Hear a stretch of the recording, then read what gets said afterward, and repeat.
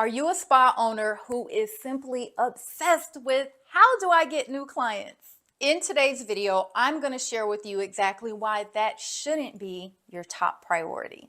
The three things that you're going to learn in this video today are how to double or even quadruple your revenue through boosters. We're also going to talk about how to welcome back your old clients without being sleazy. And lastly, a simple daily process that you can implement as soon as today that will help you boost your revenue while enhancing your client's experience. Sound good?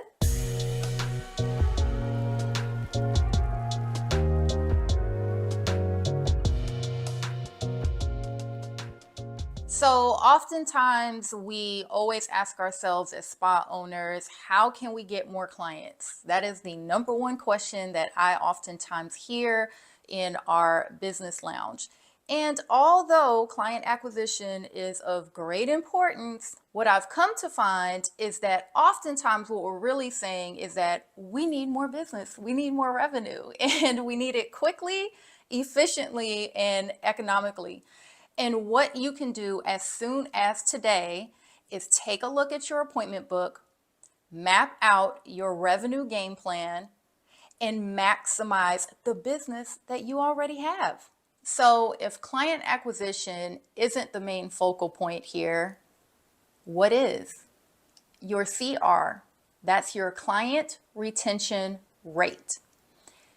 The reason why you want to focus on your existing clients is because statistics show that over 80% of all revenue is generated by only 20% of our client base. So think about your MVP, most valuable payer. You've oftentimes heard about the ideal client, but what I've come to find is that if you really tap into the leads that you already have, if you really tap into the audience that we all are trying to drum up on social media, and if you tap into the appointments with the people who are there with you right then, right now. The first thing is revenue boosters. Some of you think of this as add-ons, enhancement options, customization. However, I like to think of it as boosting the revenue and the impact for your client.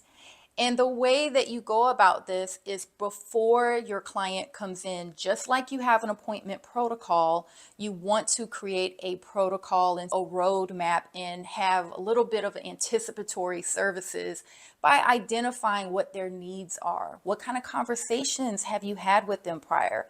Did you maybe give her some samples? The fortune is in the follow-up. So you want to ensure that if you're maybe doing a bikini wax and you noticed and or have had conversations about how her ingrowns have been painful for her, or the sight of some hyperpigmentation in the intimate areas is just something that she's not comfortable with, or maybe it makes her feel self-conscious when she wears a bikini. That's a perfect time to offer a revenue booster and enhance her experience with a vajacial. So that is just one example of how you can boost the revenue as well as the confidence of your client, the experience for your client, and ultimately extending an amazing value to her. Okay, so if you've been following me for any type of time, you know I am a numbers gal. I am all about metrics. Follow the data. It is your friend because the numbers do not lie to you. They don't have any feelings or emotions attached. So a few KPIs, which are key performance indicators that I really want you to lean into, is AOV and FOV. Let's talk about the first one. It's your AOV, which is average order value. Ultimately, what this means is on average, what are your clients spending with you, right? What are they investing in? And so by simply increasing that number, even as little as 25% can be a huge driver for your profit. The second one is FOV, one of my favorites, frequency of visit. So what does that look like? Frequency of visit is really how often are the clients coming in on average. If you were to take a pool of everybody that you have in there and see that maybe on average the frequency of visit is 5, right? Across the year they're coming in 5 times. If you can increase that number even by 1, just 1, it's the small wins that lead to big victories. So by simply increasing your FOV and your AOV, this is a key profit driver in your spa business. In essence, when you really think about a revenue boost, you really just simply want to look at segmentizing your revenue. If you had a pie, like a revenue pie, and you were to slice it up, how much of it is coming from service or retail, other things like gift card sales? This can be extremely insightful in terms of identifying untapped areas of opportunity within your business. You may even discover other ways to leverage your expertise. Method number 2 is welcome back. Welcome back is all about loving on your clients and just acknowledging that they're there. Oftentimes, we're sitting on a gold mine. You have someone who was once active, they were regular, they were coming in frequently, and then all of a sudden, they dropped off. And this happens, churn happens in every business. But what I have come to find by staying in communication, following up, and simply incentivizing clients to welcome them back is a fantastic way to give your business a cash flow injection. You have to think about it. If they've done business with you before and they've had a relationship with you, statistics have shown that clients who have done business with you spend 50% more than new clients. So if you eliminate the acquisition cost for a new client, and then you flip that and ask yourself how you can reinvest your time, money, and effort towards the customers that you already have, those clients are far more likely to spend more with you than the new clients. Now, what you don't want to do is reach out to a client that maybe you have ghosted, that you've not spoken to, and just say, hey, do you want to come back and buy something from me? All of your communication should follow the 80-20 rule. 80% value to the client and just communicating to them with things that could be of great value, importance. 20% is going to be promotion. So one thing that you could do is simply be genuine. If she was a client of yours, aren't you wondering, why did she leave? Why is she coming back? How are things going along her skincare journey? So share that. You have a relationship with her, right? Also telling her, hey, what's new? A lot has probably changed since the last time she's been in there. Update her about some events, your product of the month. Take that as an opportunity to get her back in the know. And then the next thing you want to do is invite her back. Give her an exclusive opportunity. This doesn't mean a cash draining discount. But what it does mean is that maybe you offer her to come back in for a skin health assessment. Depending on how long it's been, most people like to know about themselves. What is going on with their skin? Look at her product history and ask her, what products are you using now? How is it acting with your skin? Or maybe you're a nail tech and you do restorative foot care for them. If you know that this is something that's been problematic for her and it's not really a once in a while type of service, but it's something that she genuinely needs for her health and wellness, I would be curious as to how is she tending to that. So don't give a sales pitch. Be a resource to her and remind her about the experience and the relationship that she's had with you. I want to share with you a process that you should be following each and every single day in order to ensure that you are boosting your revenue and your client's experience. Step 1, identify the amount that you already have scheduled on your books for the day. Step 2, you want to identify any revenue boosting opportunities there. So this looks like looking at their purchasing order history, looking at their notes that you have from prior services, thinking about ways to enhance the results that they're achieving, or if you have a monthly reoccurring type of option and this client is more pay as you go, really presenting the value in transitioning her into a monthly reoccurring container, whether it's a bundle, a treatment plan, a series, or a package.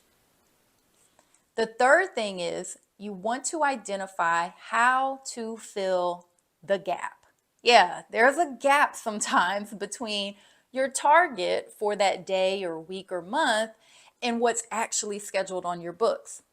So if you look and take inventory and you clean that up, in addition to what's already scheduled, you can quickly identify how to fill your gap. And then, of course, the data, we can't forget about our numbers, because by looking at your metrics and setting benchmarks for yourself, this will help guide you on how you can make improvements in your own process. So at the end of the day, you want to take a look at that amount that you originally had laid out, which is what was scheduled. Now, we all know that things don't always go as planned. Clients reschedule, they cancel, they no-show, they booked one thing and they switch it to something else. So you may have to do some adjusting to that initial number that you plugged in at the top of the day. Once you've adjusted that number and have it finalized, you now want to look at your revenue boost. What were all of the ways that you enhanced your clients' experiences for the day, and what additional revenue were you able to generate? Lastly, you want to see what that percentage is.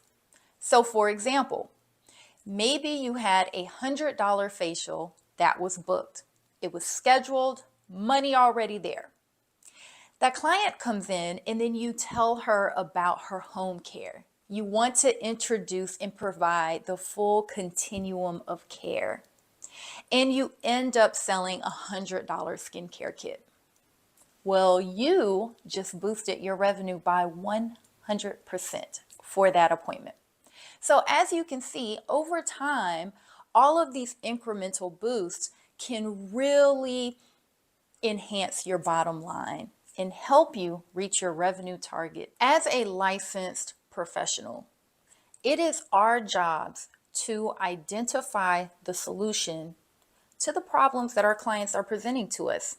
That's ultimately what it's all about. And I know that sometimes sales can be a dirty word. And we will say, I am not a salesperson. But what I am here to tell you is that you are a licensed professional and an expert within your industry. And so it is your job, it is your responsibility to ensure that you are always putting the client first. And in order to do that, you have to anticipate her needs. You have to present to her solutions that she didn't even know existed. Because sometimes what I've come to find is that a client just simply needs a little bit of education. They need to be informed in order to make a purchasing decision. Maybe she's not aware that you even have a treatment plan available for her. Maybe she's not aware of some of the different modalities that can enhance her experience. And sometimes it's just simply the value of saving time. Maybe she's on one plan by introducing some home care for her and some prescriptive retailing, that it can put her on the fast track to getting rid of that hyperpigmentation that she really dislikes. So when we talk about boosting revenue, I don't want you to forget about why we go through this process. Because it's never about making money, is it? Most of us, we are walking in our purpose. We chose this field because we're passionate about it. We're passionate about serving our clients. But you can be profitable at the same time. And so I invite you to really approach this revenue roadmap and this process from a place of servitude. I want to invite you, when you go through this process, to remove the number out of your mind. Don't get sticker shock and price shock on yourself and talk yourself out of it. Sometimes we talk ourselves out of the purchase that we're trying to ask the client to invest in. This isn't about you. Your gift is not for you. It's for others. And who are we to deny others of our gift? You should always share it with the client and allow them to make the decision. If you're interested in putting this into place as soon as today within your spa business, I'd like to invite you to download the Spa Owners Weekly Revenue Strategizer.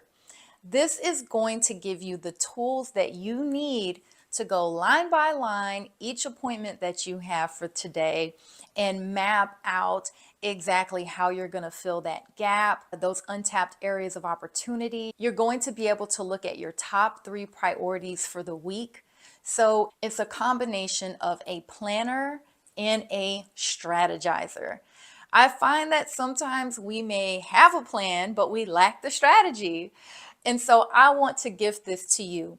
You can find the link down below, and depending upon where you're watching this, you can always go to thespaprofit.com and grab your freebie there.